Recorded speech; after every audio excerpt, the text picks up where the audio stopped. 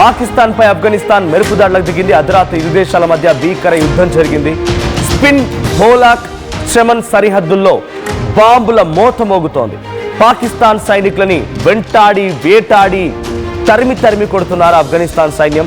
ఇక తాలిబాన్ల దెబ్బకి పాకిస్తాన్ ఆర్మీ తోక ముడిచింది. దాడికి పాక్ సైన్యమే కారణమని చెప్తున్నారు తాలిబాన్లు. అయితే తాలిబాన్ల ప్రతినిధి జబీహుల్లా ముజాహిద్ ఆరోపణ చేస్తున్నాడు. సో ఆఫ్ఘన్ కవ్వింపు చర్యలకి పాల్పడిందని పాక్ ఆరోపిస్తోంది. ఆఫ్ఘనిస్తాన్ మాపై దాడి చేసిందని పాకిస్తాన్ చెప్తోంది.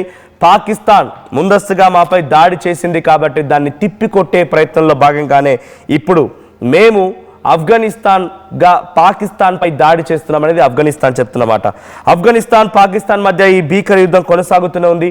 డ్యూరండ్ లైన్ అంటే పాకిస్తాన్ ఆఫ్ఘనిస్తాన్ రెండింటి మధ్య ఉన్నటువంటి ఆ బార్డర్ షేరింగ్ లైన్ని, ఆ బార్డర్ని డ్యూరండ్ లైన్ అని చెప్తూ ఉంటారు.